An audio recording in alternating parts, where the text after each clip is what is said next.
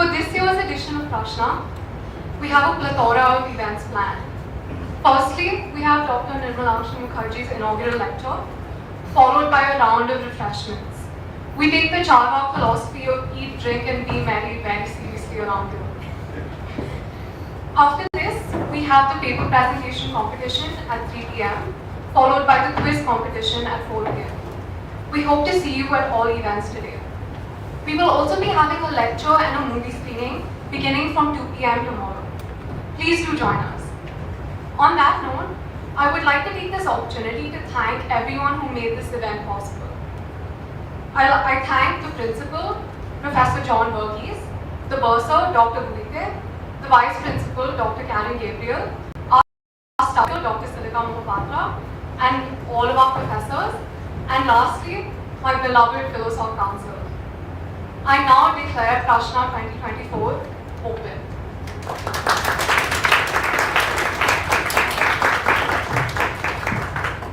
Now I will hand it over to Abhijit to introduce this.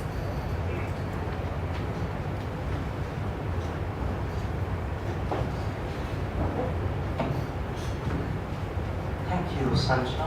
A very warm greeting, ladies and gentlemen, members of the Philosophical Society of St. Stephen's College, present in this congregation. I would like to wish a very pleasant morning to everyone here for the inaugural lecture for Lakshmi Prasna titled Can Philosophers Change the World?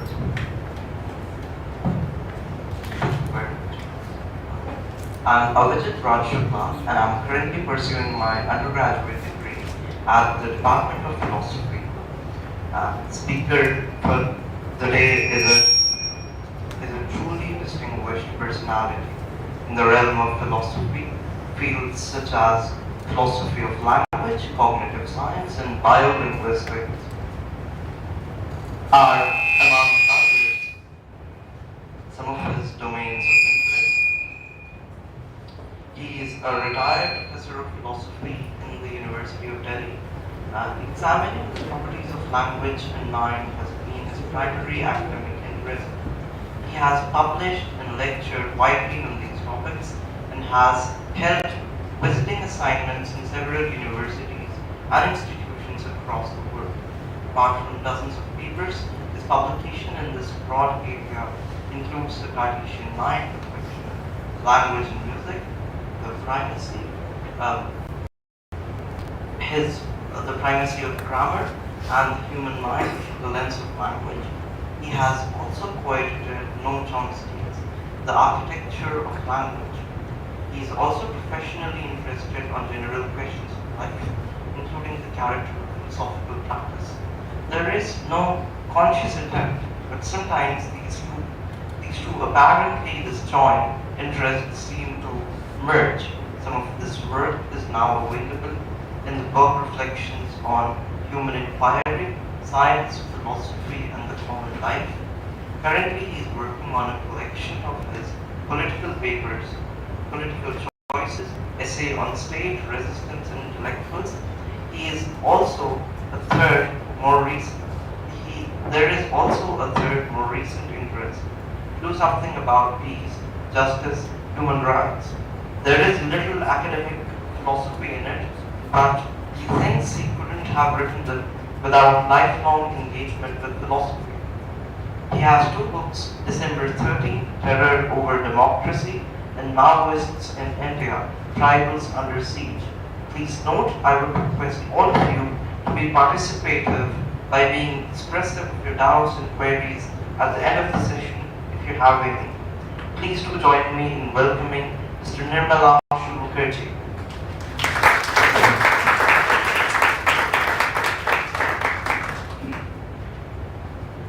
Good. Up next.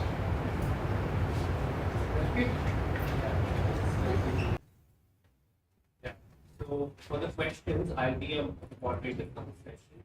We take all the questions at the end that are sent. So please hold on to your doubts until then. Now I hand it over to Professor Mukherjee.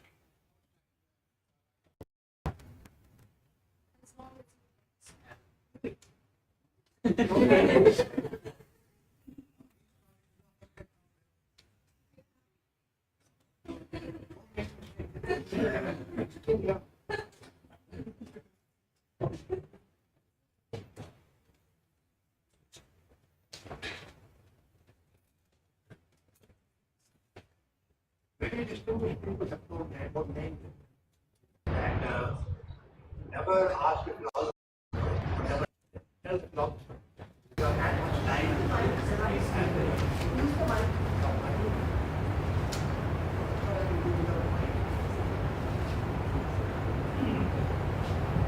okay. Can you hear me? But I won't raise my voice beyond this by now. You think I'm not English at all? Oh, wow. So, no, I won't take more than 40 minutes. That's all. I'm just going to do minutes.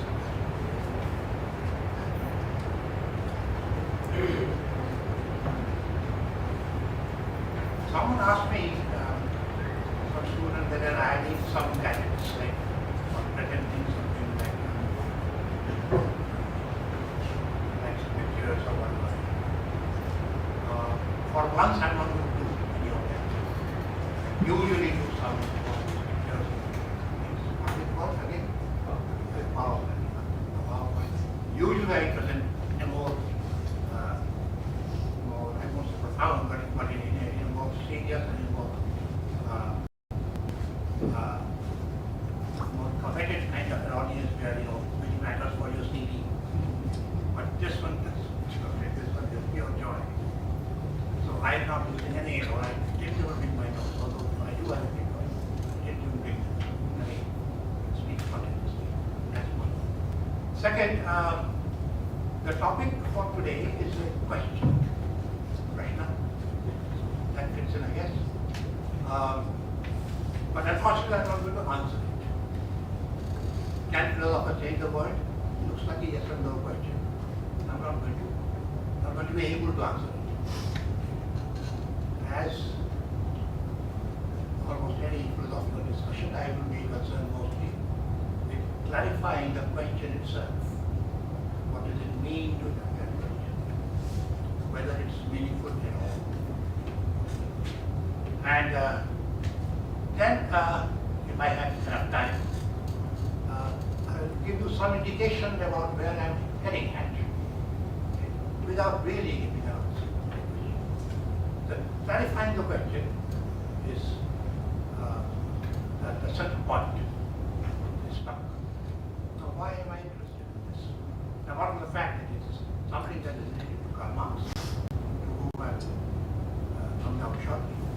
But see, it has kind of bothered me all my life during my philosophical career, and then now that I'm nearing the end of it, it is kind of what kind of inquiry is it? Philosophers always at an old age begin to bother about the point of their inquiry. I don't think any other discipline does. I don't think mathematicians bother what's the point of the mathematics at the age of 75. They don't do so. They just do mathematics. They might have bothered it or bothered about it at the age of 25. So that's what it was. So, what's the point of, and then, because I have been asked by many people, many traditions of philosophy, that what I've been doing is wrong, or at least pointless. Studying language, studying grammar, he mentioned a few of the material things. Now, that looks like a kind of a pointless exercise for a philosopher. A philosopher comes with a big world-changing agenda. A philosopher is supposed to do something. It's part of teaching and thinking. Do something. And that something is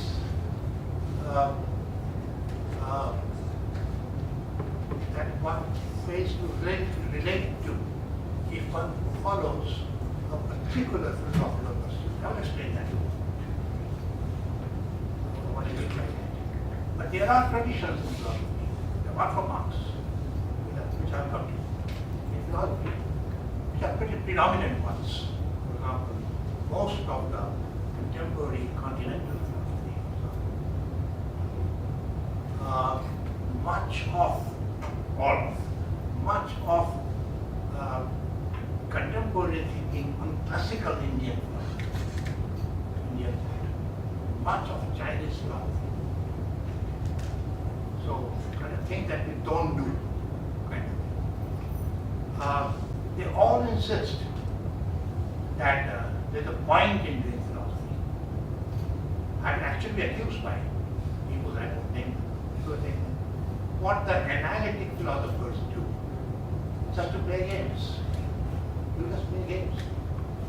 Word shifting and this and that. There's no point in doing this. The real thing is to do something with the world. So, and that is probably a very popular, and that's probably a sociological worry also. That's probably a popular kind of hunch about philosophy.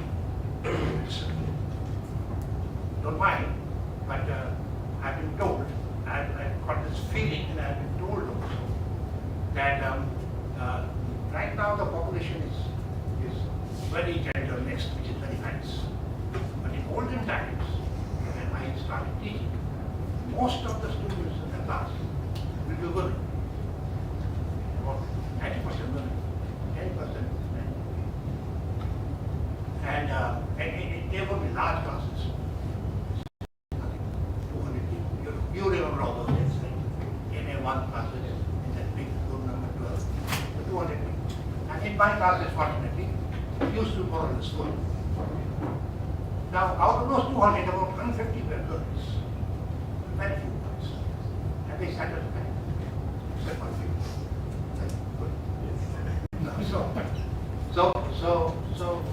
So I need to wonder. And I won't try to describe those because they are full of. But a large number of them look like they come to do philosophy with some kind of a devotional spirit. And I was told by some of their parents, not very discreetly, about why they have sent their children to do philosophy. And one reason was that they learn to be better behaved, they learn to be honest, they learn to be emotional in spirit, they will care about others. Essentially, they will be good wives. So this was a kind of a apprenticeship before marriage. Every philosophy was an apprenticeship before marriage. And most of the girls did drop out of it. Very few came to do research. Except for the foolish ones who came to do research. So that's the thing. Philosophy, that's a common view also. And that more classical view is that philosophy changes one's attitude towards the world. Philosophy at least transforms the person who is thinking philosophy into something like a yogi or Sanskrit word is Sthitapati. Because Sthitapati myself is kind of philosophy is something that ushers in a more spirit-driven world. Philosophy is something that allows you, that enables you to get over bad things like karma and krodha and other things, moksha. But they are doable things. That's my mind. They are doable. Not only for yourself, also for the rest of society. And you also have a problem, and this is not restricted just to the kind of philosophy it goes back to Plato. The idea of a philosopher king, one of the most notorious ideas I've heard of. Philosopher king. That's the kind of idea to social organization that a philosopher wants to have. A philosopher not only just talks about ideas, but he also talks about ideas in such a way that he uses the leadership of entire communities.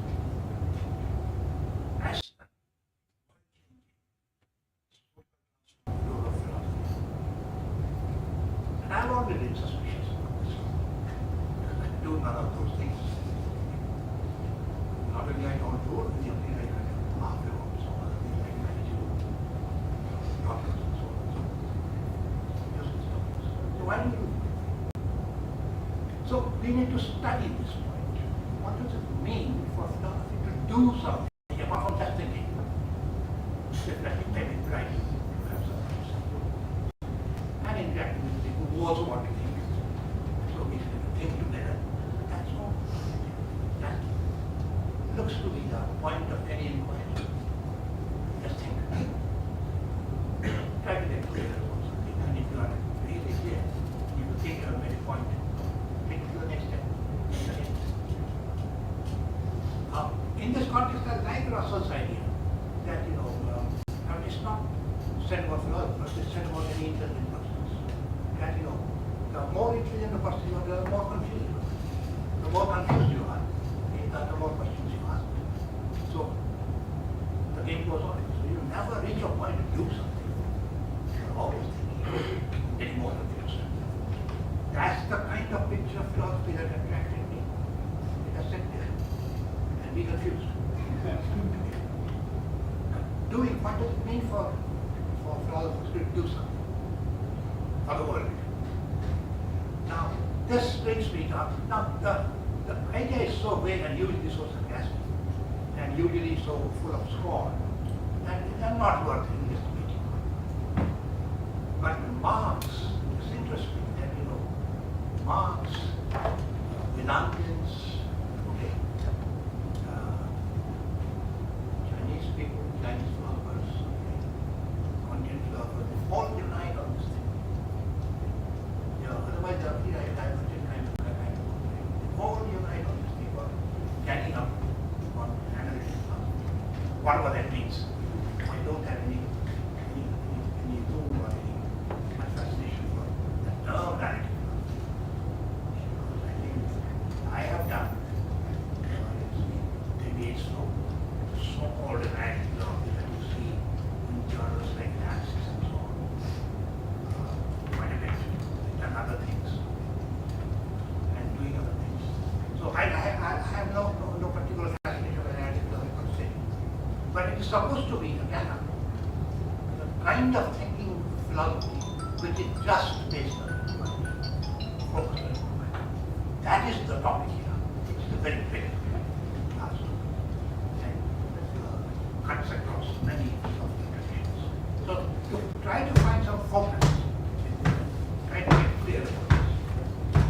I've chosen Marx's, which is both because it's very famous and it is used in this context. I take so it gives you something, some text in it, and it tells you something to look at. Yes. This is for the vague complaints or analytic philosophy, whatever that means. So therefore I want to return to Marx. Now, this is the peculiar thing of Mukherjee.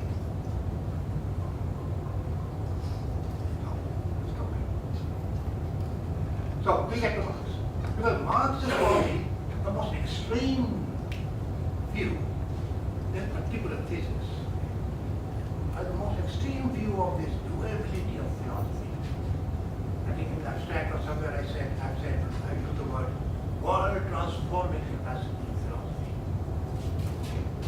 This view. Marx is probably the loudest voice on this. Can we read what is typically called the 11th, the famous 11th thesis on Feuerbach. 11th thesis on Feuerbach. It goes like this. We should have put it up. The philosophers have only interpreted it in various ways. The point now is to change it. I'm supposing that the philosopher was supposed to change it. Otherwise, you will kind of treat the right. Philosopher to the interpretation, someone else change it. Well, that's easy. That was, I think, what Marx intends to say, and I'll stick to that exact interpretation. That the philosopher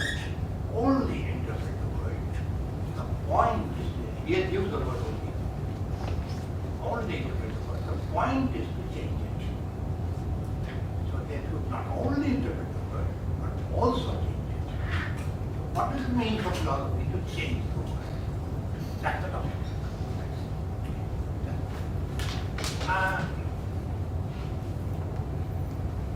There are various ways of approaching the issue.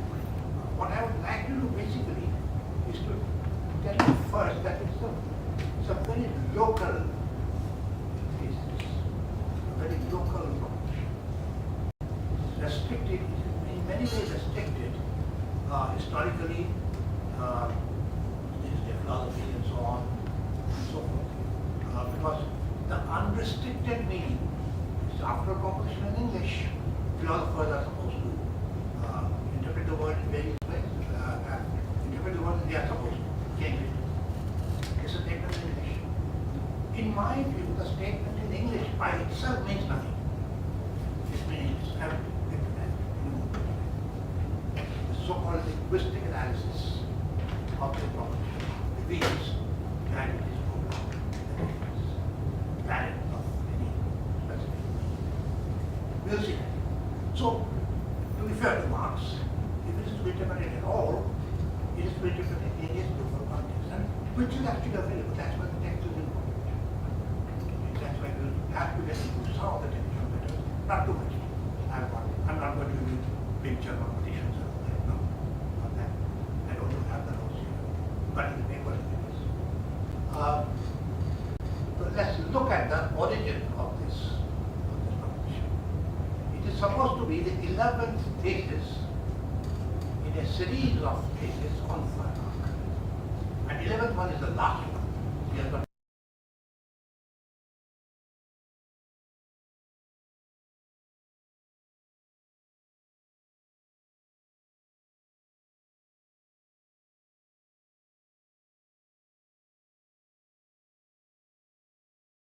how it should inspire. Just as gossip. This is supposed to be the bicentennial of Marx. Okay, bicentennial of Marx. So there were a lot of Facebook postings on the bicentennial thing. And amazingly, a lot of people, including philosophers that I know of and what they have, posted this thing from Marx. The best way to remember Marx or to pay homage to Marx is to cite from Marx. That's true. But there are many, many citable things from Marx. Theory of self-value, for example. Great contribution. But no, most people cite this one. Philosophers have all interpreted the word. This is supposed to be one of the most famous dictums in the literary world. And people remember Marx by this. Now, the thesis, it was published later in 1932 or something, posthumously. It was supposed to be part of, or an outline of, a much bigger, and much more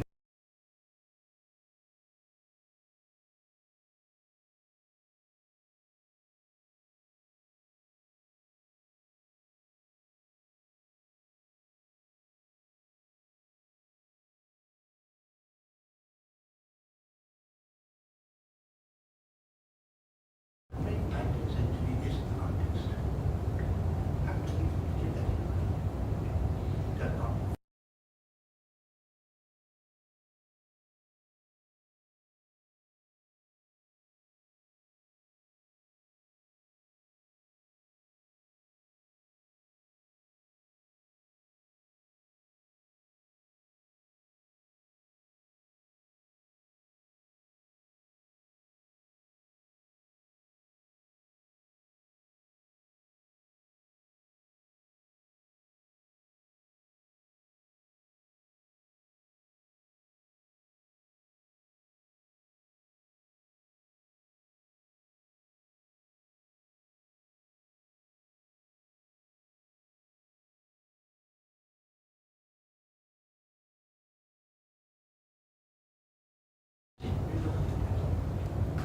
That's the context.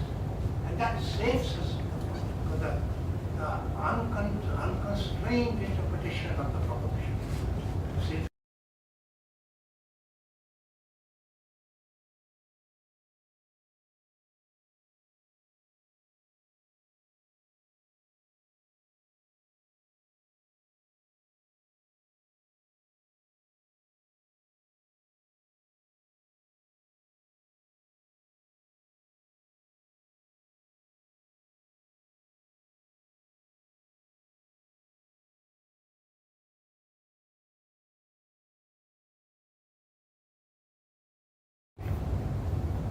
what is interpretation? What do you mean by it? Now, prima facie, the notion of an interpretation is a wide one, in the sense that every organism, in order to survive, must be interpreted. If you have a sensory system, something comes from the digital stimulus. I'm not even supposing there's a word, but there's digital stimulus. It could be self-created, as in the phantom leg experiments. Then you rub your eye and you see things, and the mean that there are no things in the world. That's creating the digital stimulus. So there could be digital stimulus. Now the digital stimulus by itself doesn't carry any meaning. Again, a broad sense of meaning. It has to be interpreted. So, without getting into too many technical things about exotic animals and all that, let's think of a dog. That's sitting there. Your family or friendly dog. Now, the stimulus of the dog, there's some stimulus which the dog detects by its very sharp hearing, which you can't detect. He hears something which he interprets as footsteps of someone. That's interpretation. Well, it's a nice interpretation. Footsteps of someone. He interprets a lot more. If the footsteps are of a familiar guy, namely the master, he wags his tail. But if the interpretation is that the footsteps are of someone he doesn't know, he gets something quiet. Yeah, all right, quiet. Okay, now let's hold on to another funny idea of science, that the world is a totality of facts. The world is a totality of case. Okay. Most interestingly, he also says, looks like a repetition, which it is not. That's for our original science class. Now, what is the case? And what are the facts? So the idea of identifying facts with what is the case is a technical one. I'm not getting into that right now. Okay. The point is, world is a totality of all facts. That's the best definition of world that I know of. Now, when the dog is sitting there, that's a fact. Okay. He interprets something, wags his tail. That's another fact. New one. The world changes. Okay. So the dog, by interpreting his stimulus, has changed the world. And the world changes differently depending on what the interpretation is. If it's the master, the tail is right. If it's someone else, a stranger, he gets up. That changes the world. That's a different fact. Interpretation and changing the world are pretty obvious general things. Nothing philosophical about it. So what is the specific notion of philosophical interpretation that changes the world? The question reduces to that. What is your notion?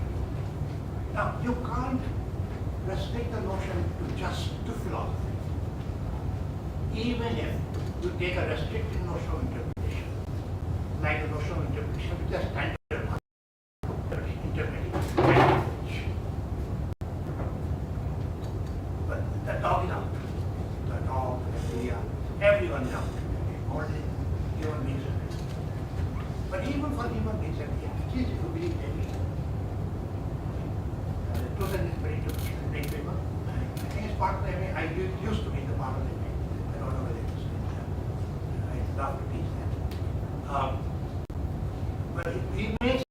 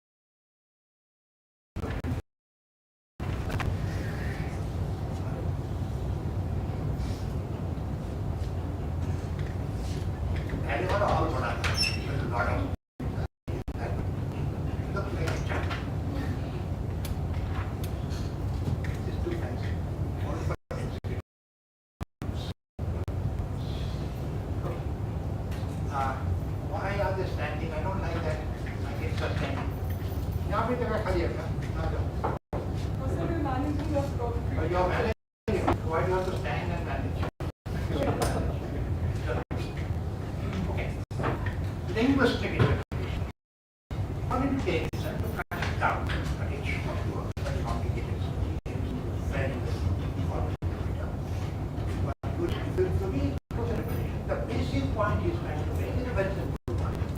Namely, that you learn a language by interpreting the other. So the beginning of language is communication. So he starts with communication, derives his notion of language from it. Unlike Chomsky, starts with language and then dismisses the notion of communication. All right. Yes, I have the notion of communication. That's second. Yes. You may not think that in language. That's topic in the Chomsky done enough of for many years. Point is, what Davidson is saying is, in order to interpret utterance, in order to understand, you have to interpret something. Okay, if you remember one object, the Kabagai problem, raises exactly that problem. How do you interpret Kabagai when you don't know the rest of the language? You just know your English, and you just bet a guy whose language you don't know, and you hear Kabagai. So in the context of which language do you interpret the term Kabagai? That's quite, again, I'm not getting into too many technical terms here. The point is, Davidson basically identifies your language.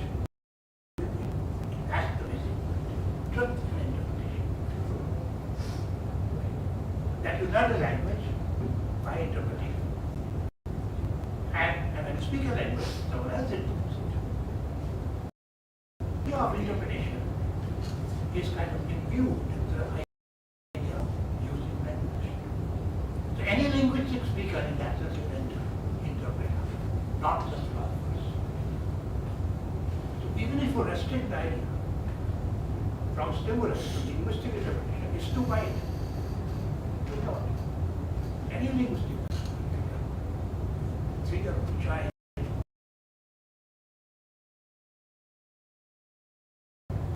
and any linguistic speaker is an interpreter by definition. Otherwise, he or she wouldn't have learned the language. According to Davidson. Now you've got a few Davidson, but Marx didn't. So let's take Davidson for a while. It is very common sense. You don't really need a Davidson to say that you learn a language by hearing others. As Quine puts it, by listening to the other on adjacent needs. That is beautiful. By adjacent needs. Little ones sit on the adjacent needs. That's how you learn the language. So the very idea of interpretation kind of not identical, but kind of imbued with the idea of languagehood.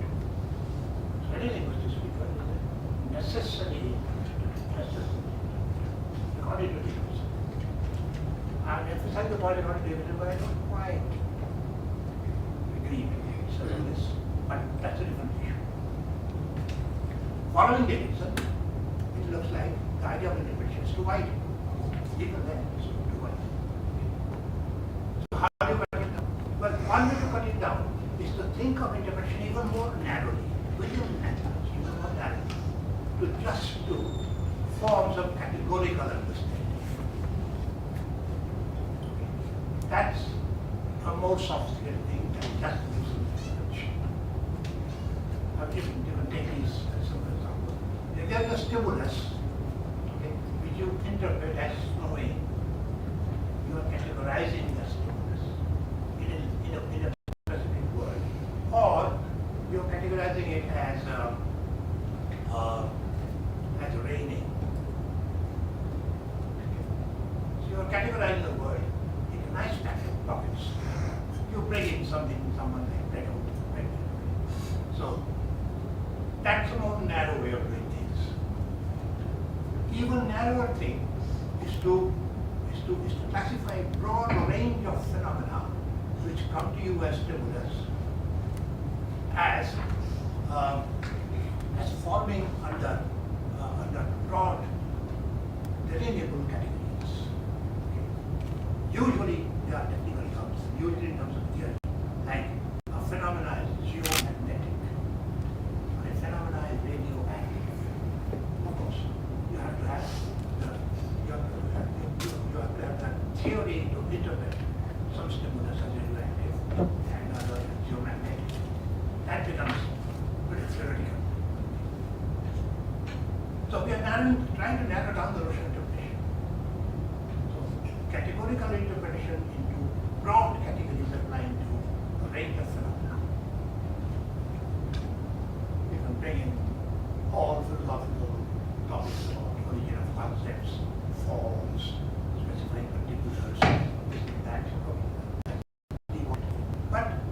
narrowing down the range of interpretation to categorical understanding of the world.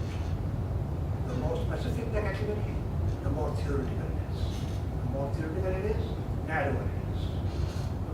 Ultimately, you have very theoretical categories like the world is, the nature of the world is quantum mechanical, or what's opposite, relativistic. That's broad categories. It tells it about the entire world, or maybe the entire universe. Relativistic, quantum mechanical. But they are theoretical things done in science. Do we do all these things in philosophy? I could go on this, as you can see. So, but the point, I think you get the intuition that this way of thinking of categorizing the stimulus into a categorical understanding of the world is a task basically for the sciences. Not really philosophy. I'm not getting into the big distinction between science and philosophy, getting into all the trouble, okay? All the trouble about it. But you get the intuition that our narrowest notion of interpretation begins to belong, interpreting stimulus from the world, begins to belong to science, while the widest belongs to the dark. Nothing belongs to philosophy. So where is philosophy? Now, this brings us, I'll leave the topic to think about it. Whether there is a specific notion of philosophical interpretation. What does it mean? I'll leave it here. I've tried to throw light on this topic. Remember, we are still looking at the proposition per se, not into Marx. So we are still doing something like a armchair analytic philosophy. Let's keep doing that for a while, then shift to Marx. Now, we can throw some light on this idea that the question now begins to form, so Prasna begins to form. Whether philosophy, in the sense of science, deals with the world at all. The dog deals with the world because it has to. I was supposed to go to a shopping mall. So I do philosophy, you go to a shopping mall and he thinks. So now let us, I don't know how to answer this question in general, so let us take some latitude about this. For students who are undergraduate students who may not be familiar with Peter Strawson's work, it's a basic thing.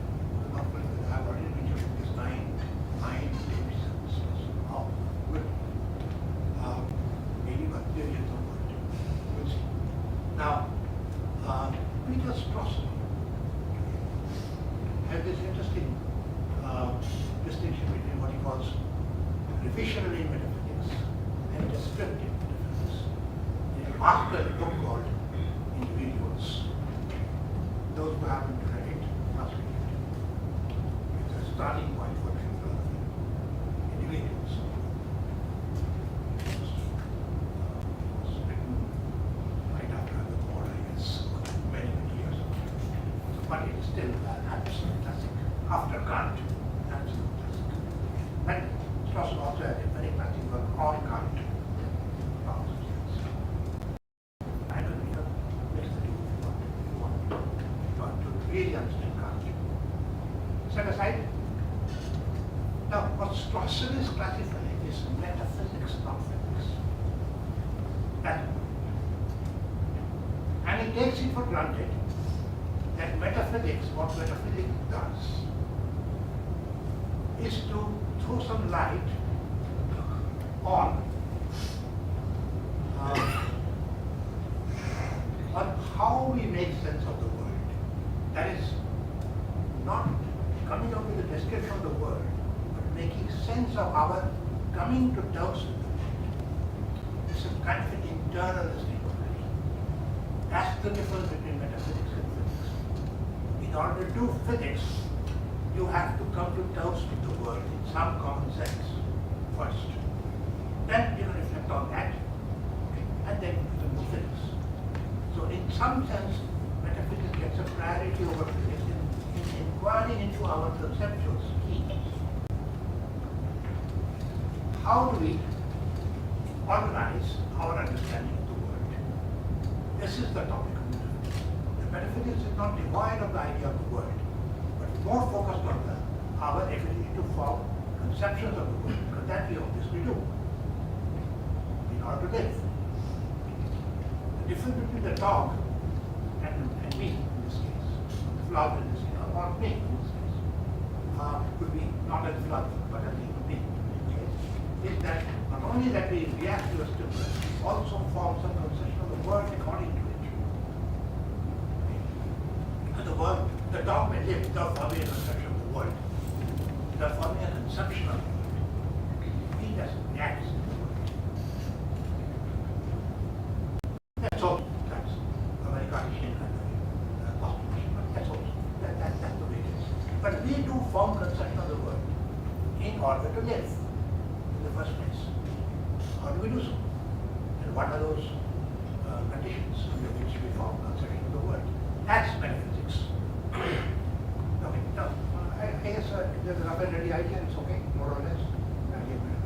Our conception of the world rather than the world itself.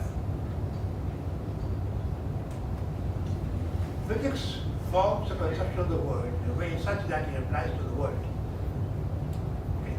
We just form conception of the world in order to live in it. And by living, it applies. In that indirect sense of application. That's the basic difference. Now, getting into this idea of metaphysics, Prasna now makes a distinction between two ways of doing this. He says, we can fashion a conception of the world we wish to decide. That we form a conception of the world according to our fashion. I'm not sure I'm very clear about this. Can give it some examples. We form a conception of the world by trying to imagine that this is the best possible world,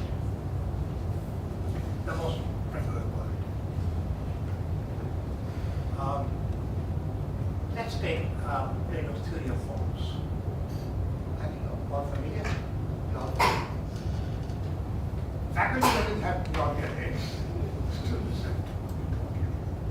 Now, theory of forms. I'm not getting into details of that, but the point is, it is organized.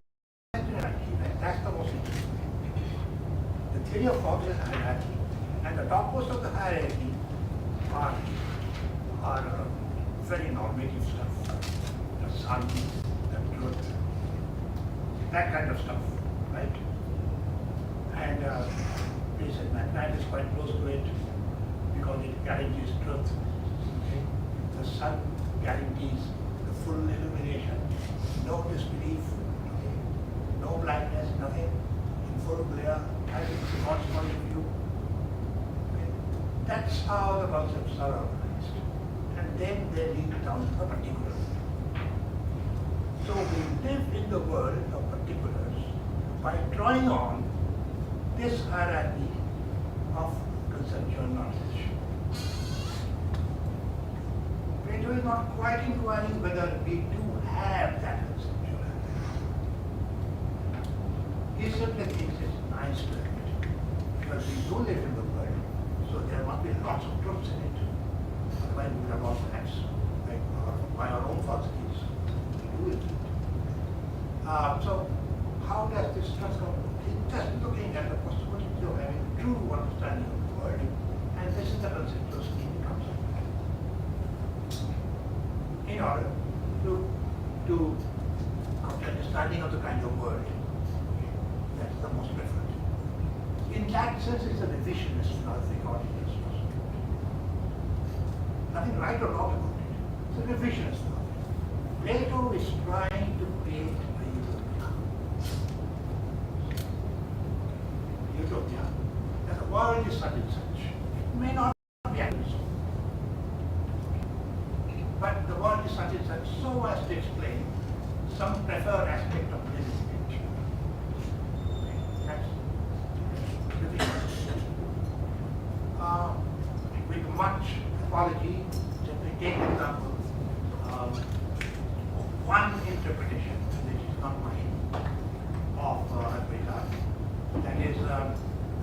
world is divided into Vyavaharic and Paramarthic, roughly, very roughly. There are many separate divisions over the years, but roughly Vyavaharic and Paramarthic. Okay. And there are proclamations about how does the Vyavaharic look like, what Aristotle's is Maya, and so you have out of Maya, so you have Paramarthic, what does it mean to get into Paramarthic? It's a huge discussion.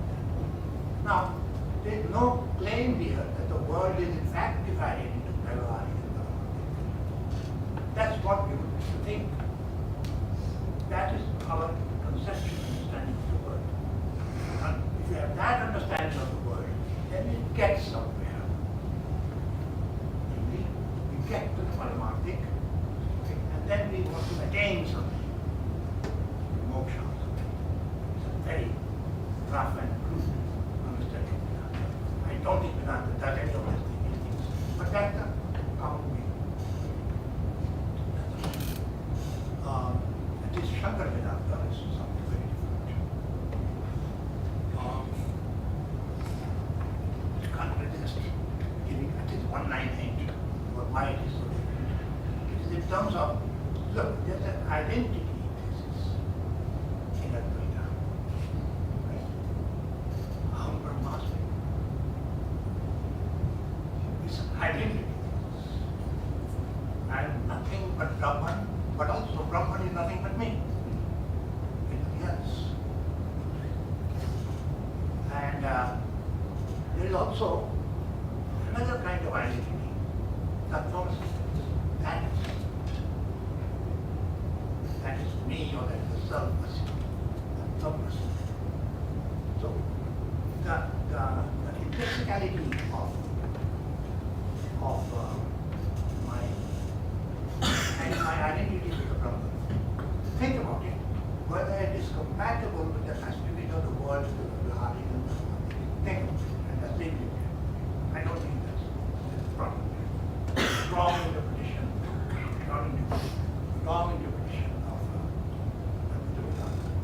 If you believe in the Mahavakyas, then also to believe in the Paramarthic extension. According to me. And the whole concept of Maya has to be rethought. There it is there, but it needs to be rethought. Anyway, the point is, this is again a deficiency, according to Prasna. So what would be an example of a descriptive metaphysics? Well, according to Prasna, something like Aristotle, something like Kant, will and most of what is going on right now. For example, let me cite it. That will be interesting. Our student, one earlier students, who is now a professor of philosophy at Oxford, Manima Chetha, has just written a book. It's published over UK. It is called The Selfless Mind. I don't quite agree with the book, but it's very, very fascinating. I draw on Buddhist philosophy to argue that insofar as the description of our cognitive capacities to understand the world is concerned, we don't need a notion of self. Self is dispensable. Actually, Monima argues even the person is dispensable. That's a pretty tough thing. That's why it's probably where we'll be. Point is, those things are parts of deficient metaphysics. In actual descriptive metaphysics, you don't need them. You can argue with them. Now, I'm not saying that Strawson's distinction between revisionist and descriptive is pretty absolute, or what I'm saying. There are. Actually, there are. Any distinction, there are. In boundary line cases or middle cases, think of Berkeley. I think Berkeley both revisionist and descriptive at the same time. That applies to much of moral philosophy. Let's think of that. The point is metaphysics, in one case, creates something like utopia for us to live better kind of thing. In the other case, like Kant's, it just tells you what we do. That we do interpret experience. So what are the kinds of experience? And how many kinds of interpretation can we have? Well, Kant divides that into a few propositions. The categorical propositions. Now he finds some relations between them. He tries to understand those propositions in categorical terms, analytics and this and that, okay, is contained or non-contained.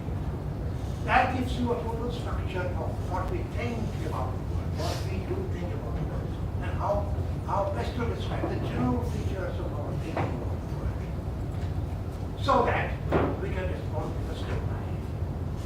How far he is successful is questionable. So far the later parts come, where he talks about experience and so on. It's problematic, but that's his proposition. To outline the general features of our thinking of the world, okay, as we respond to the stimuli. There's a famous line at the beginning of the critique of Buddhism that all knowledge comes from sensibilia. But knowledge arises from sensibilia. And knowledge is attained by perception, or one way in the whatever it is. This comes up. So you have to have your mind, categorizing mind, take this sensibility as some kind of a jacket to wear the perception of the world. That's the perception. So this is nothing to do with what we want to do, or wish to do, or pay for, do, or prefer. It is about what we actually do. If we actually do so, then becomes sensible. That's what we do, what we focus on. Similarly, one can think about some of the Sutras. They are just descriptive, just tells you how the world is organized in terms of possible categories. Now, categories are sometimes linked to what we can do, our human capacities.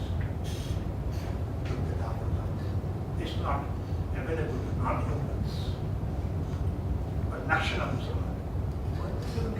But that's basically descriptive categories. So I'm not saying that the descriptive division is restricted to only descriptive. It's into it, and it cuts across. I gave an example of Berkeley. You can cite the example of Sankhya, which both descriptive divisions at the same time. You do which work. The point is, none of this has to do with the world, but with our perception. Great of things. So the interpretation, the notion of going back to the notion of interpretation, available in the case of physics and science, is simply not available in the case of philosophy, because philosophy does not deal with the world in that sense. We are scientists. Actually, that group notion of philosophy is available. So, where are we? So since we are not dealing with the world, there is no question of changing the world. So the proposition is basically false. Or untenable. Now, is that fair to works? It comes from the Marx. Taking too much time already. Right? So let's come to Marx now. Let's try to get some solid general philosophy. Not getting into too much of that. As I said in the beginning, Marx's idea is linked to a particular phase in German philosophy and a particular philosophical context and a particular historical context to which Marx himself was a party as a Marxist. Now, so it will be rather unfair to judge a proposition from Marx in Smithsonian terms or Davidsonian terms and so on. It's rather unfair. You have to see what's happening. And I think the first thing he does Rather, if you put this way, he doesn't go into it. Marx is very complex. What we can take him to, we can take him to simplify matters, is to make a kind of distinction between natural world and a social world. Kind of the world of physics and the world of social sciences also may be a philosophical world. Maybe. I'm not saying that we are all social philosophers. Philosophy means social world. I'm not saying all that. But philosophy comes into being, if philosophy comes into being only in terms of forming conception, our conceptions, how we do conceptions, then you need human beings first. So we are already in what is called the Anthropocene. Are you all familiar with the word Anthropocene? As a geological term? As a geological term. So that's important. It's a geological term. Not as a zoological term. Geological term. It's a phase in the history, in the geographical history of the universe, which is human-centric Anthropocene. So all philosophy is in that sense Anthropocene. In this sense. There cannot be any philosophy before the base. But there can be the science also. I'm not getting into that question. What's the range of Anthropocene? So it is certainly in the range of Anthropocene that we can talk about distinction between the natural world and social world. Now the elements of the Anthropocene, in human beings, can of course think about a natural world outside the Anthropocene.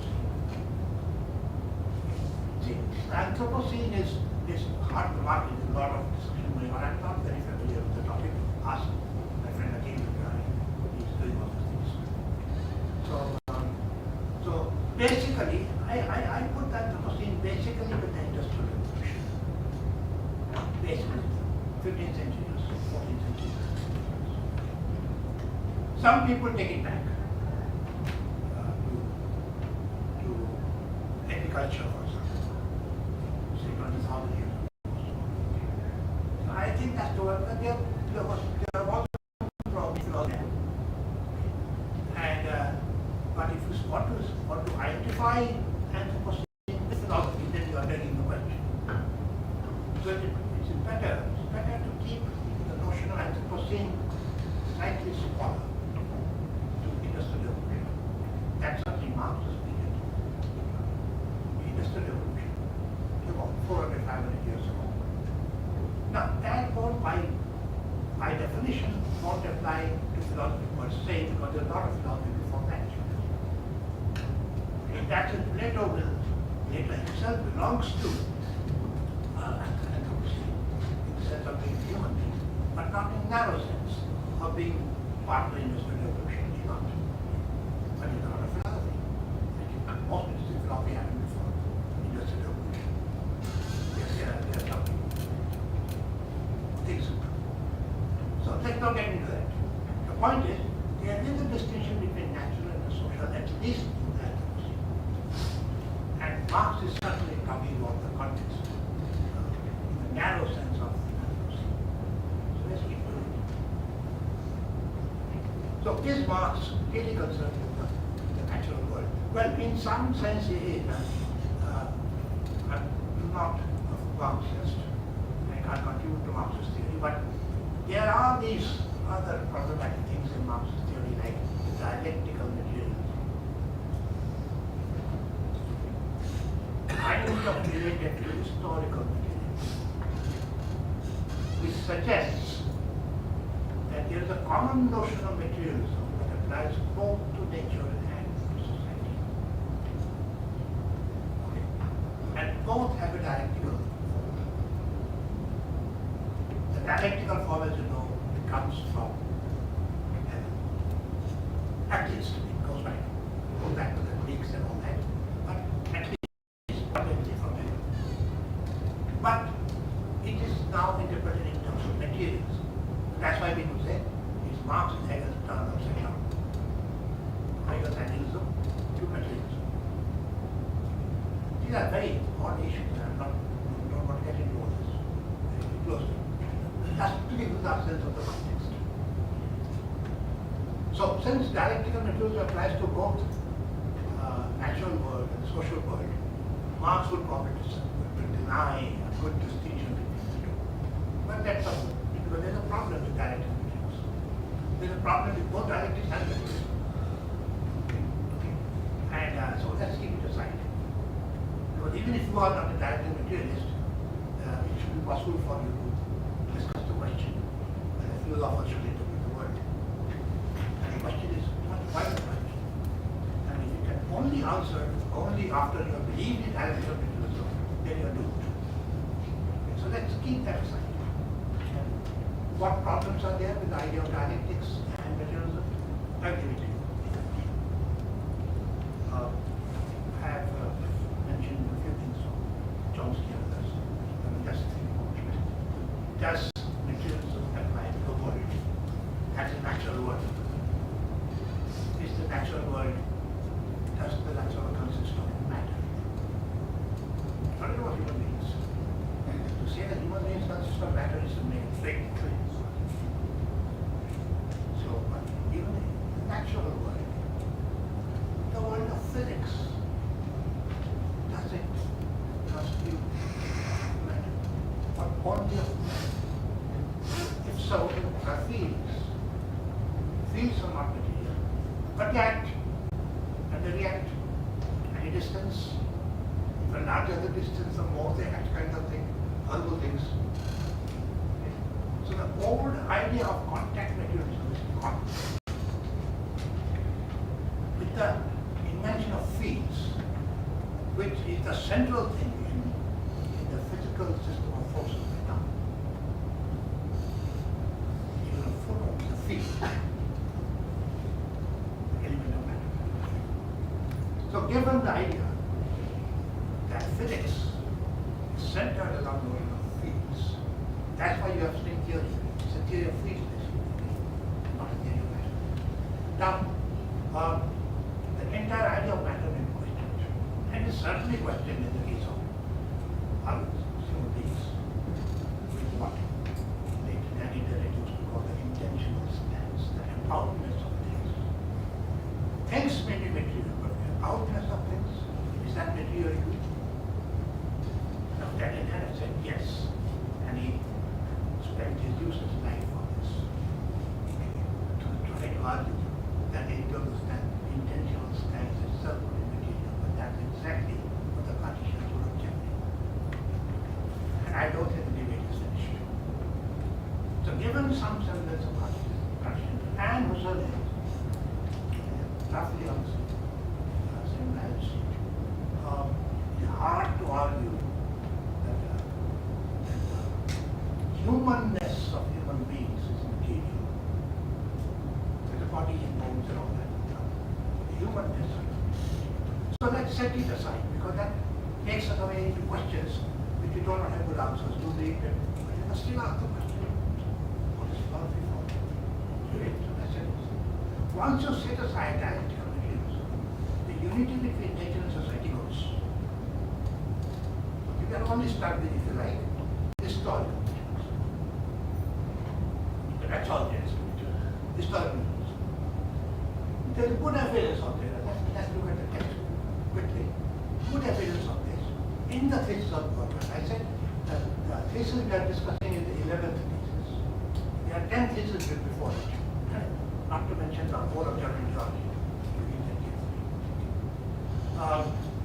In the 10 theses before the 11th thesis, I have got actual things somewhere, he insists on two things that are the complaints about Feuerbach. Feuerbach is a materialist, one of those German ideological materialists who is non-Hegelian, but non-Hegelian in voice, but Hegelian in form. So that's Feuerbach. Now, Marx's complaint about Feuerbach is that you are making two mistakes. One, you are not focusing on reality, which he calls materiality, which I have set aside. Reality, the real thing,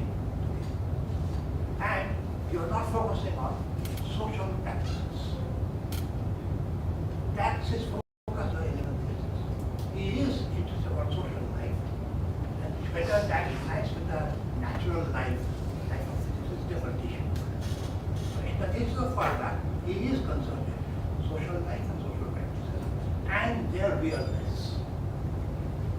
And their realness. To understand that materially, again, I'm not interested about the realism. That they are real, they are there. Social relations are there, you have to understand that's interpretation. So we have to understand the social relations, real social relations, that interpretation. But that's not the only one, you have to change it. That begins to make sense. But change how?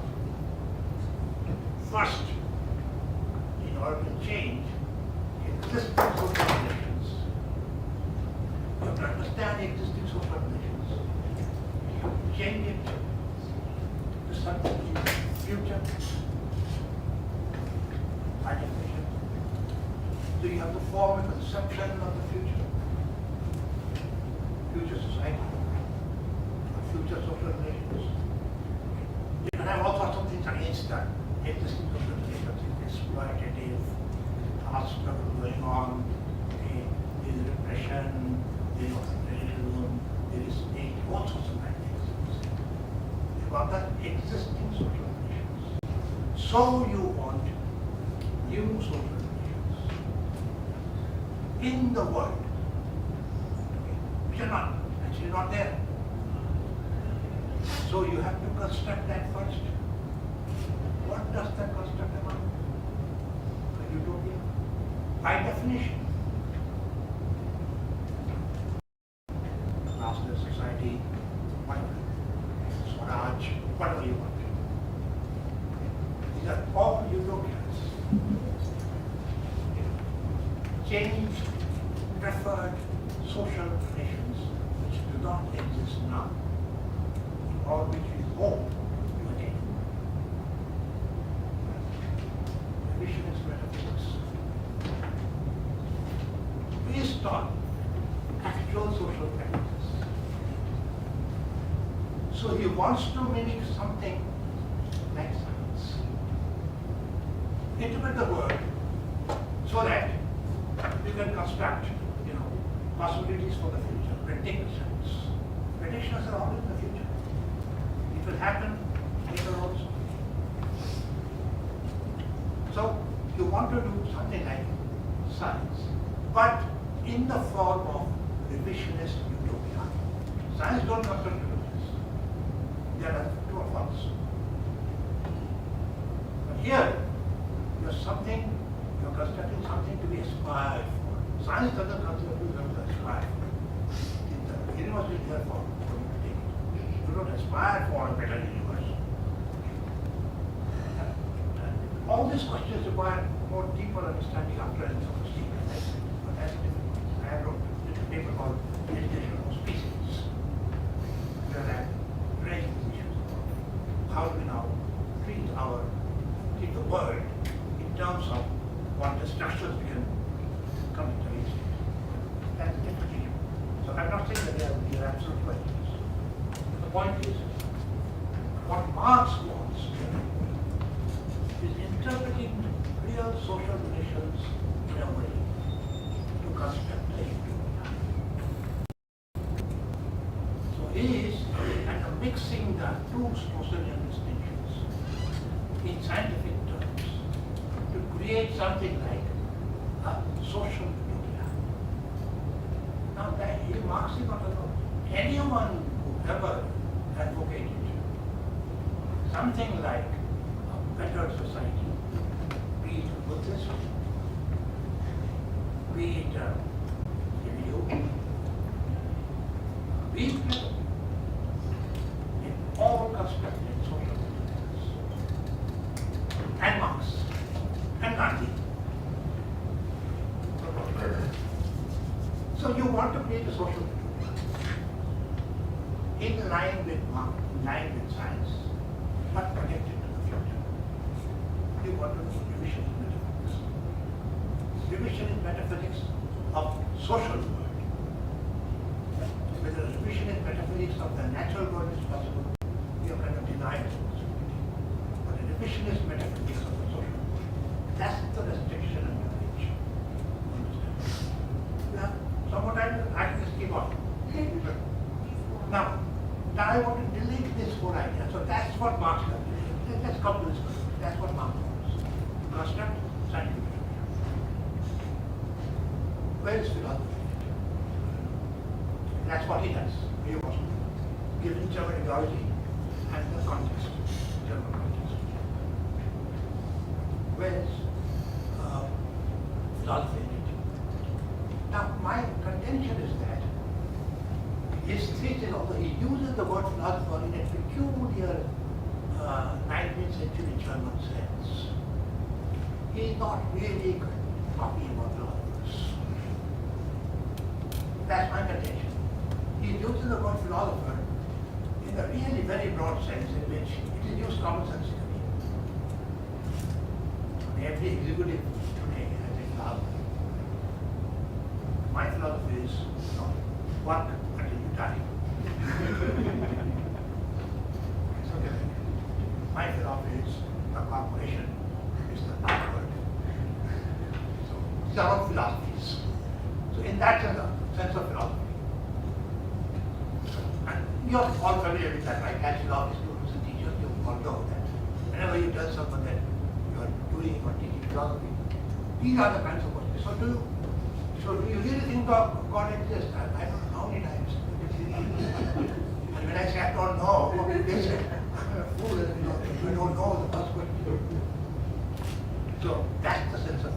So maybe Marx has that sense of philosophy in mind. Let's hope, I think, I'm not sure. What he really has in mind is what we now call social theory. And I just, in a nutshell, kind of outline that the basic idea is of constructing a social utopia. And that's the task on some real basis. And that's the task for social theory. As evidence for my thesis, I want to cite quickly and more to end. A very interesting book by Noam Chomsky. It's hardly read these days. It is called, and I love to talk about its context. It is called Problems of Knowledge and Freedom. It was published in 1971 or 2, I remember. It was very young. It was called the Russell Lectures, the first Russell lecture at Cambridge, given by Noam Chomsky, called Problems of Knowledge and Freedom. He's got a very nice introduction, long introduction, essentially on the life and work of Bertrand Russell. If you go to Noam Chomsky's house, I've gone into his Tucson, the new house, so I don't know.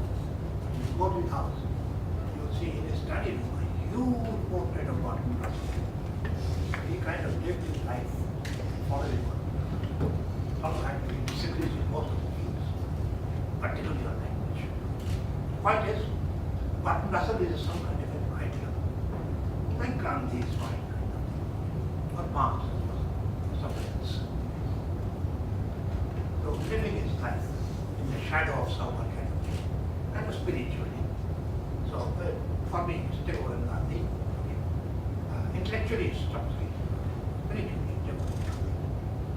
For Chomsky, it's Russell. And he writes about Russell's life and work in the introduction to this Russell Lectures. To read it, beautiful writing. I'll come back to this introduction later. Let me first tell you about the book. The book has only 2 chapters. There are 2 lectures which have got only 2 chapters.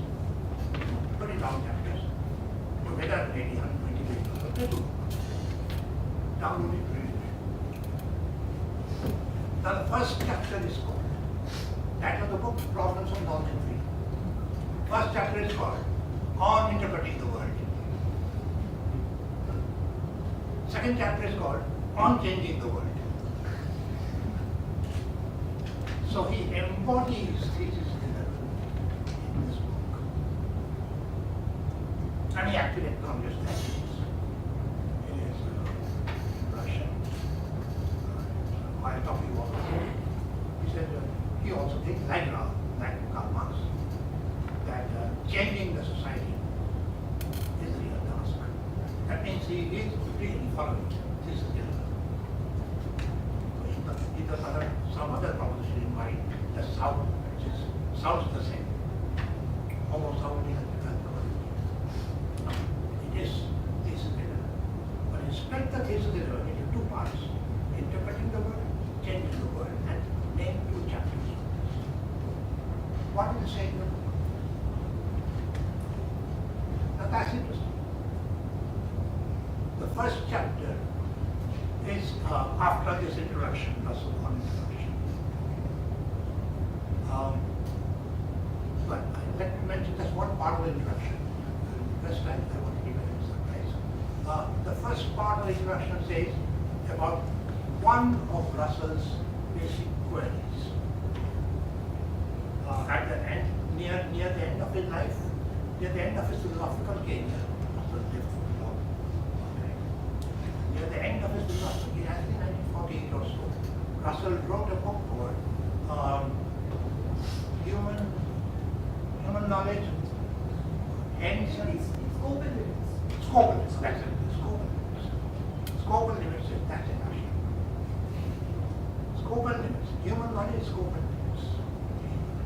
There, Russell's central question was, and that Chomsky also made, the central question was, how come it, I'm just paraphrasing in my way, how come it that human beings learn so much from so little exposure? One of the primary examples is the learning of language. A child 10 months old is hardly babbling. By 2 years, he's a fluent sentence speaker. By 3 years, he's in kindergarten. Okay. That's that fast. About, I don't know, it's more or less estimated that even in the Amazonian jungle, children, okay, so-called uneducated children, at the age of 3 or 4 years, their vocabulary goes to about 10,000. And most of us have several 100,000. So that's the speed of human learning. And also, other kinds of cognitive learning, our sense of space and time. This is a very interesting thing. We forget about the adaptability of human children when it comes to our children kind of thing. Our middle class children who are kind of protected too much. I remember we used to have a helper in one of the quarters here. When they had a area, a room, a special room for the helper. And we used to have a person, a female person, who had three children. 2 of them were kind of 4 or 5 years old. The last one was the little one. That's about 6 months old or something. So she will leave him. She will leave him, sleeping in the bed. And she'll come to work for us. And I said, oh, you good job. He'll fall down. नहीं गिरेगा इंसान है इंसान है he is an organism. He has sense of depth. He won't fall. They actually sometimes do fall, but then we will take care of them. But usually they don't. Now, human beings have this sense of depth, so he won't fall. Even if he is 6 months old, he knows the world has different levels. Even in sleep, he will sense. I think I don't know. How? Now, what human beings learn after a couple of months, 2 महीने तो पैसे वाला समझ गए, kilo दिखे बहुत. Now, a 1-day-old goat has depth perception. It's a very interesting. Once you let me talk, Now, the experiment was this. It's called the visual cliff experiment. So if you have a plane, you have some kind of a geometrical shapes here. Then there's a wall, and you have another the same geometrical shapes here. It looks like this. and then you put a glass sheet over the top. They will look the same, because the same geometrical patterns. If you put a human being, weigh about 1 month old or 2 months old, just beginning to crawl or something, he will then go through. He will, I feel the surface, it's okay, he will go through the glass ceiling. But a 1 day old goat, he will just go there and then step back immediately. It's not depth perception. 1 day old. That's Russell's basic question. How that not all organisms, but human beings attain so much of a knowledge, it's so little exposure to the world. Chomsky gets into this question in the first chapter on interpreting the world. He's not interpreting the world, he's interpreting how we interpret the world. It's an inquiry on the possibility of interpretation, not interpreting the world.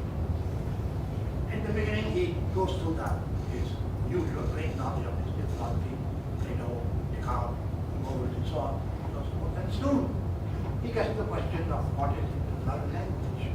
And then he goes to linguistic theory. This is really grammatical theory. What was known at that time in 1971 for the rest of the chapter. This is not fair, except for the reference to some historical history of philosophy in the first few pages. It's linguistic theory. Nothing to do with philosophy. As we do it. We can do linguistic theory in a philosophy class. I used to do that. Some Shabin, this one is there, okay, you can testify. We used to do linguistic theory class. But that's part of my bad habit. That's not part of philosophy. It's not doing philosophy. And we are doing linguistic theory to do philosophy, not to do linguistic theory. I'm not practicing linguistics. So the point is, the same question about interpreting the world can be asked by a linguist. And it will again lead to the same kind of intellectual query, just as it will lead to the kind of intellectual query in any other domain. You can ask the same question in the context of, let's say, the context of sexuality. You can ask the same question in the context of, let's say, deformities, or alienation, okay, or marital relationship, or whatever. Means that you can ask the same question about interpreting the world in an abundance of social theories. None of these really qualify as philosophical enterprises in the narrow technical sense in which we study philosophy. Not in the wider sense that we already intended. So, Chomsky basically liberates a question, Marxist thesis, from the idea of philosophy to the idea of human inquiry. So it's not, the notion of a philosopher is not essential to understanding Marx. Now, more interestingly, what is the second chapter on change in the world?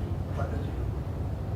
Because that he's talking about the innate ability of human beings to know so much about the world with so little experience. Now, some of this is purely genetically programmed.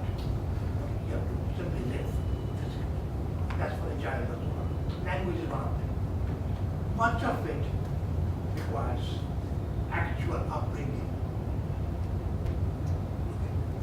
Obviously, many people, large sections of the population simply don't have access to knowledge that will enrich their life. For many reasons. Class distinctions, gender distinctions, okay, all sorts of distinctions. Racial distinctions, geographical distinctions, and so on. So, for the fulfillment of the human enterprise, you will need a liberal society, which requires a liberal education. Now, the possibility of generating such a society, now he is beginning to construct the utopia. Right? Beginning to construct the utopia. We need a liberal society. We need a democratic form. None of them are there, of course. Now you say that they are not there because of various other things, and he immediately goes to the American foreign policy, as you know, Chomsky.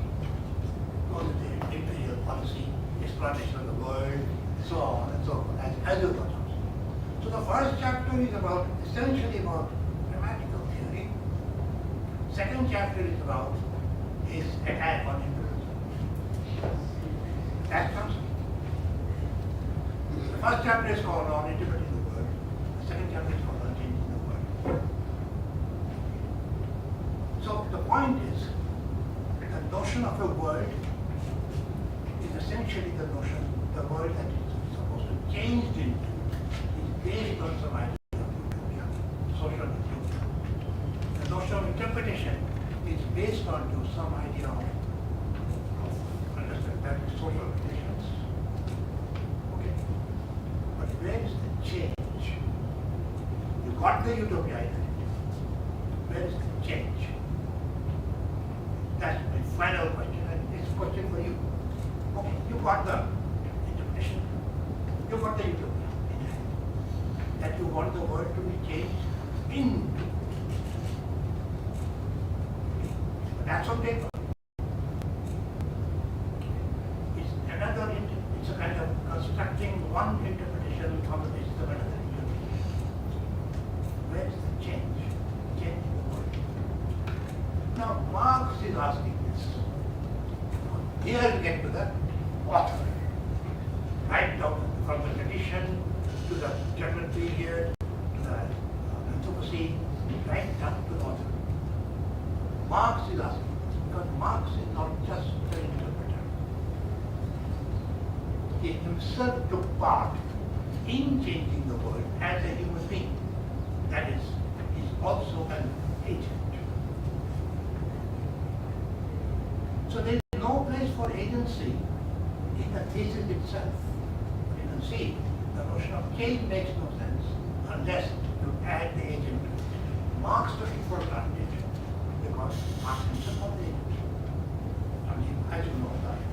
I don't want to go to the socialist history. He was somebody in the Second International. He wrote that program for the working class organization. So the famous meeting of the program. So on and so forth. So he was one of the organizers, not as a philosopher interpreter, but as an activist. So what Marx has in mind is a social reformer who is also an activist, an agent. That's how you come to the notion of the thesis in the But that is because it is Marx. Just as it is Chomsky, just as it is Gandhi. And that's the reason why Chomsky mentioned Russell, because Russell was one of them. He was an activist. And Chomsky spends a long time in the introduction talking about Russell's activism, about how a 90-year-old man can sit in the streets against the anti-nuclear program, to support the anti-nuclear program. He will sit in the streets in the winter of England at the age of 90 to protest against nuclear weapons. That's the Russell he's talking about, not the interpreter, the activist. So the only way to understand that philosophers can interpret the world in order to change it, to turn the philosopher into an activist. Now, end by just one anecdote, because there are so few of them. I just mentioned Marx, Russell, Chomsky, Gandhi, which is the fifth philosopher activist. I remember when John Rawls died, great interpreter, great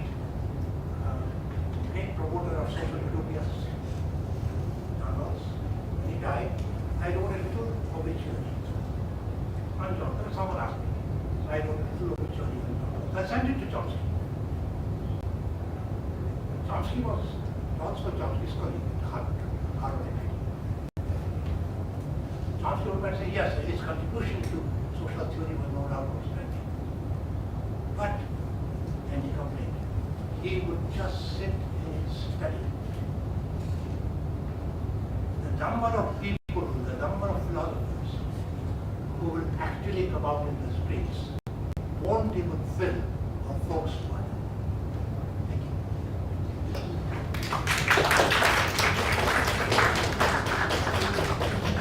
You got the question about that. Good. Good.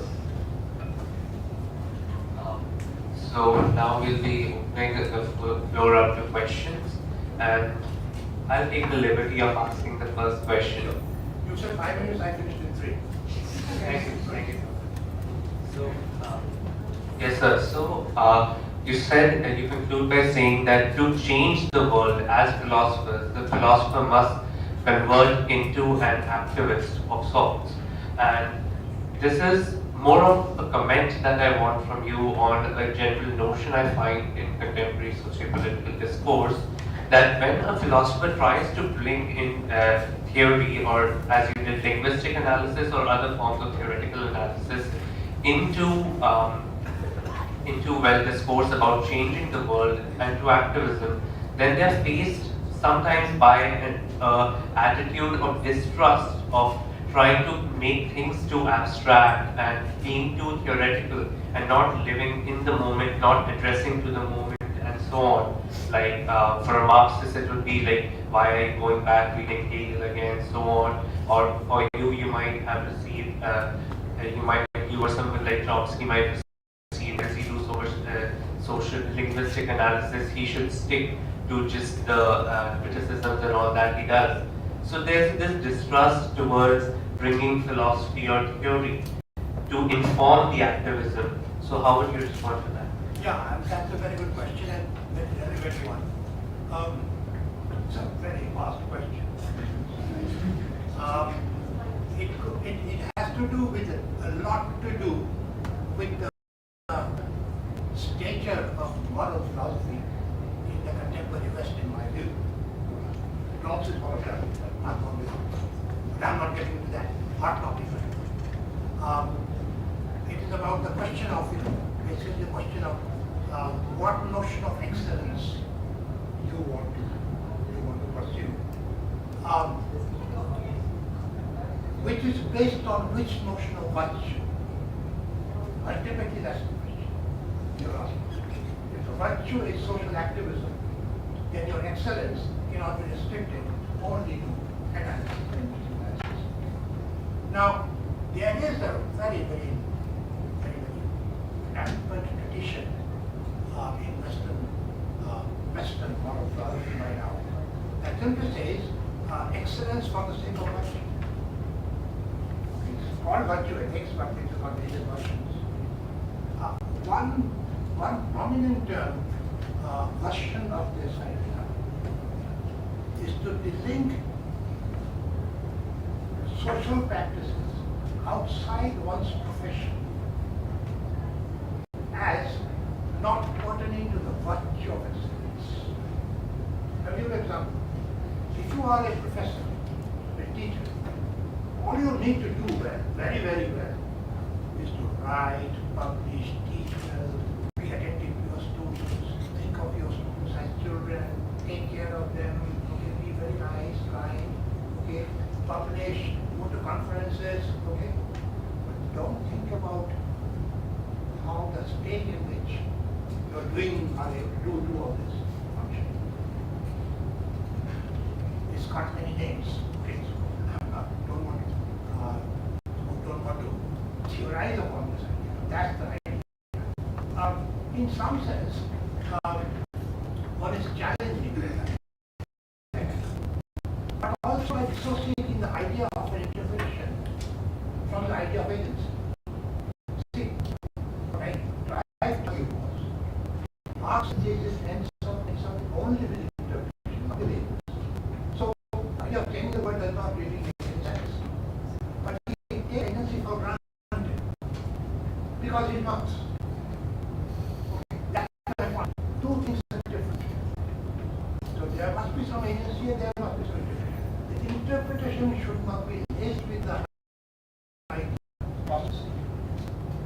That will be some kind of a folly that I talked about in the beginning.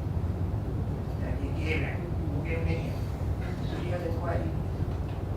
But in a particular domain, social inquiry, if you are constructing utopias, if you are failing to be actively promoting that utopia in your social practice, then you are not performing as a human being. You may be performing as a great intellectual. That's the point I'm trying to make. How many will buy this is up to them, I suppose. But now the time has come. I'm pretty allowed that, that a huge amount of injustice goes on in the world. Okay. Even in the campus in which you perform. But you don't seem to care about that, or you are not, because the moral protection you are, I'm practicing excellence. And I'm not harming anyone. I'm obeying all the rules. I'm not harming anyone, and I'm practicing excellence. I'm devoting all my time to it. Sometimes even at the expense of my private life. Rest is for the state. Rest is for others, not for me. It's one of the reasons why you see so much of injustice, so much of lack of welfare happening in the world. And the very of excellence. Trying to do, there are two different things, or even if you combine the two.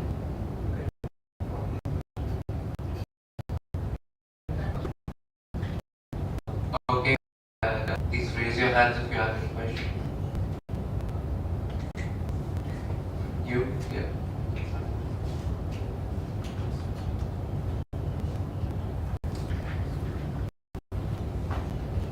on. Thank you so much. Sir, I had one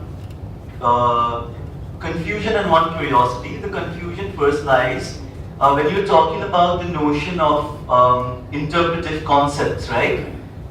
In the scientific one, you said it is a broad delineable categories of range of natural phenomena. And later, you said that philosophy does not deal with the world in this manner. Is that right, sir? Oh, it's not quite. I know I was hasty. It's a very broad topic, so you need many discussion for us. What I had in mind was the problem that one deals with the world to study the actual world, to study it, okay, to form theories about it, by delineable concepts. I gave example radiomagnetic, etc. So the delineable concept with which you come to describe the world. Professor, can you speak in the mic? As you encounter. But in normal life, you construct the concepts of what to live, not for a theoretical description of the world.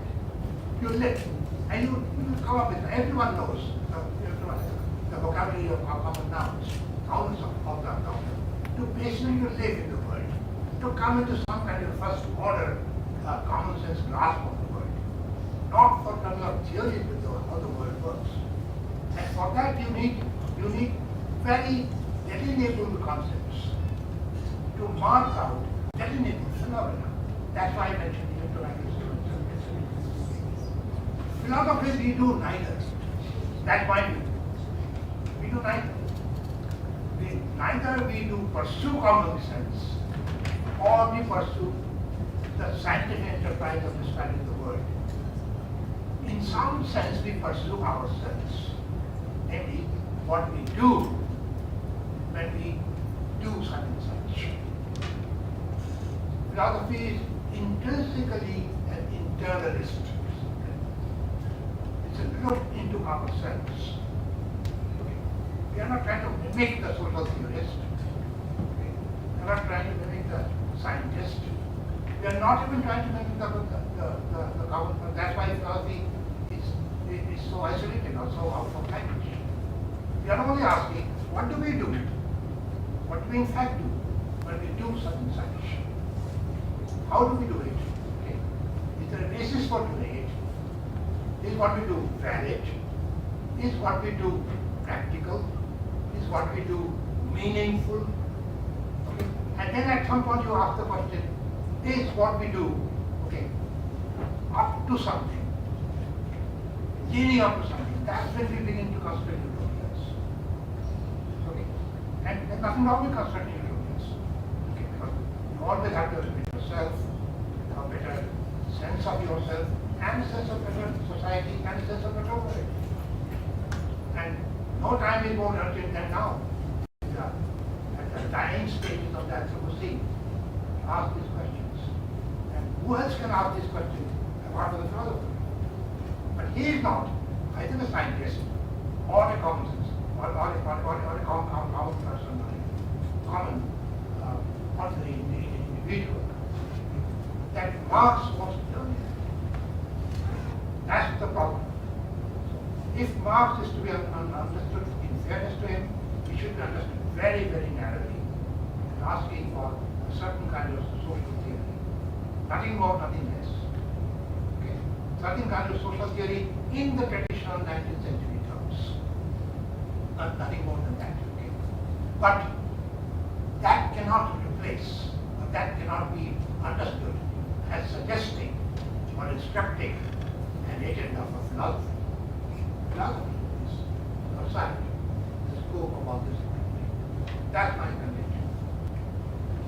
Sir, just this very, very quick question. Sir, on the activist philosopher which you said, just a very, very small question. You spoke about the activist philosophers. Who would you prefer more, Simone Weil or Albert Camus? I don't want to use names here because I may have opinion about each of these individuals which you metaphor. And I also suspect that many people who call themselves activists are not really up to social change. Activism itself has become a profession. I told someone, and she was very upset with me. I won't name her. I told her, even radicalism sells. There's a huge market for radicalism. I will give one example, recent example, because I wrote about it, which is interesting. And she's not here, so I can't tell us. There's a person, social scientist in London School of Economics of Indian origin, who is a social anthropologist called Alpa Shah. Now, Alpa Shah is famous for eulogizing or kind of uplifting the Maoists in Chhattisgarh. She has traveled with them. She has written One Night March, is a famous book now. It sells millions of copies, and she has spent time with them. The point is, these Maoists were so eulogized by Alpa Shah, sitting in London. Now she has become a professor of anthropology in Oxford after this kind of work. The day she was promoted as the professor of social anthropology at Oxford, on the same day, 29 tribals were killed down by Indian police in Chhattisgarh. You see the irony of the problem. That's why radicalism also sells. Similarly, activism has also become a profession for many people. By activist, I mean something like a Marxist, Marx, or a Marxist, Marx, or someone like Gandhi. Yeah.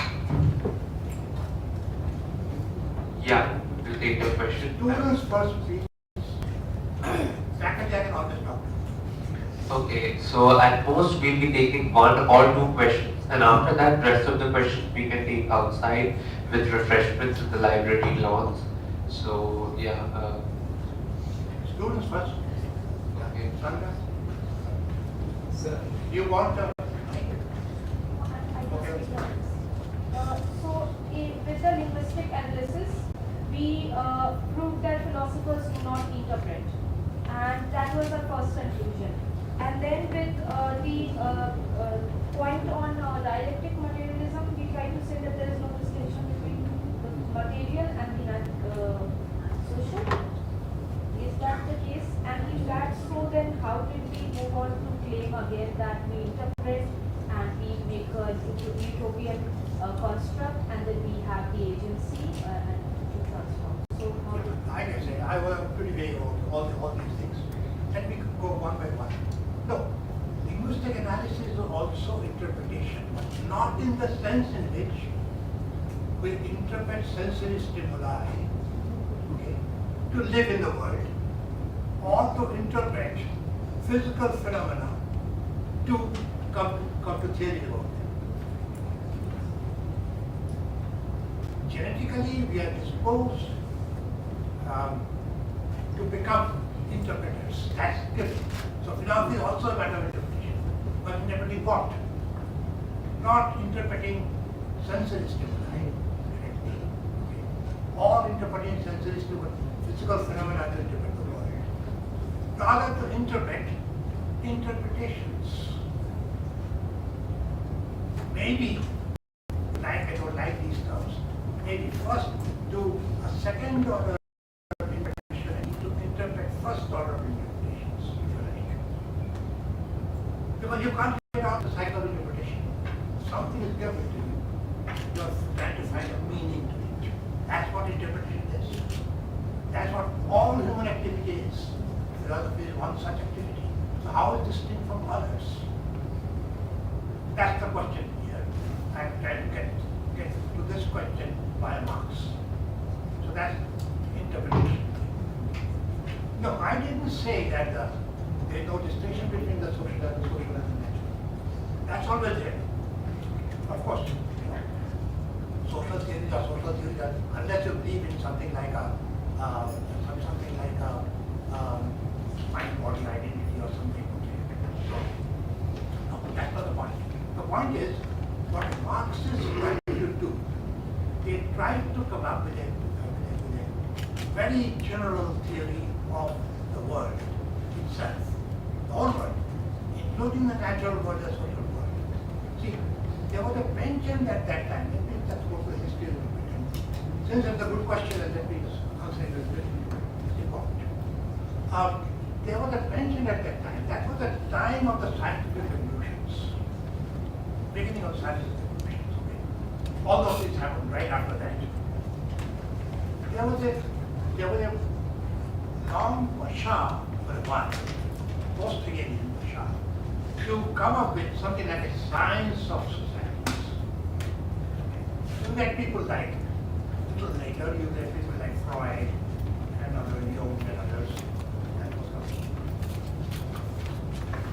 Marx tries to come up with a science of the society. Now, in what sense is this a science? Not just in the benign sense of a rational understanding. That is in every human activity. Every human activity. I mean, when my Albert or the old Negerega, that was a rational human activity. That's not science. That's the rational human activity. So how do you do something which is very scientific? Get the order of science, the nature of science, the power of science. That was the problem. So there was this issue during the Marxist times, went up to about Lenin, okay, and so on, okay, and demolished by Gramsci later on. So it not followed after that. So that's a very interesting history within Marxism that you want to follow, you want to. But during Marxist time, up to Lenin, there was this strong thing to have a unified understanding of the world. Okay, both natural world and social world. While they are distinct things, natural world, but that also works under dialectical materialism. So there's thesis and antithesis and synthesis even in nature.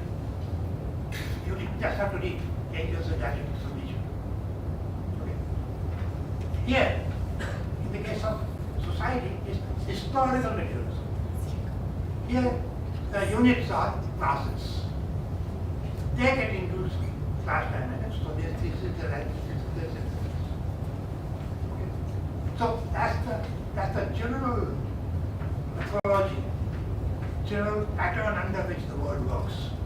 That is the dialectical pattern. Something applies to nature, something applies to social. So that, and they are both material according to them, not ideal according to Hegel. Hegel also said the same thing, but that's also only in the conception, as in terms of utopia. For Marx, it was the real thing. That's how natural world works, that's how social world works. To understand both this side. That's what I'm questioning.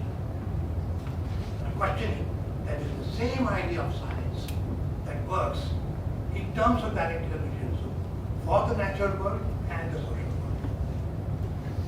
So, since by questioning that, I'm questioning the very idea of dialectical materialism. Okay, you may not agree, that's different. But by questioning the very idea of scientific dialectical materialism, I'm separating the scientific enterprise, or even dispensing with the scientific enterprise, in the two realms, so to speak. Whether we can have a science of society at all is a question that one may ask. Okay. And I've written about it in my book called Reflections on Scientific Inquiry, Reflections on Human Inquiry, just a few years ago. Take a look at some papers. So, it's there. That's more kind of mostly Johnson. I have a few things to say on that too. So the point is, whether social inquiry goes on up to become scientific or not is something I discuss. It's not important. The point of social inquiry is to create a better world. Okay, but that itself is not important. It's not enough. What you need is agency. Social inquiry by itself is just interpretation.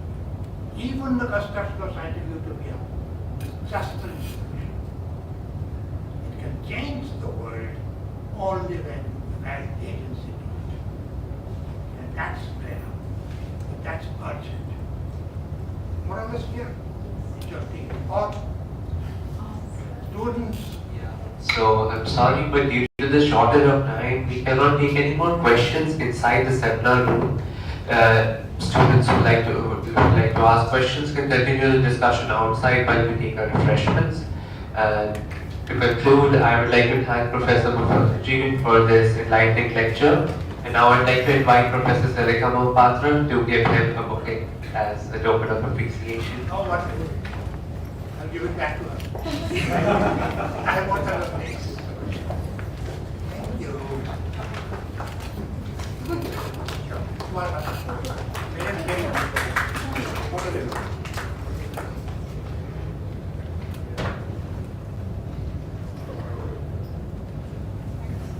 Give it to me, not me.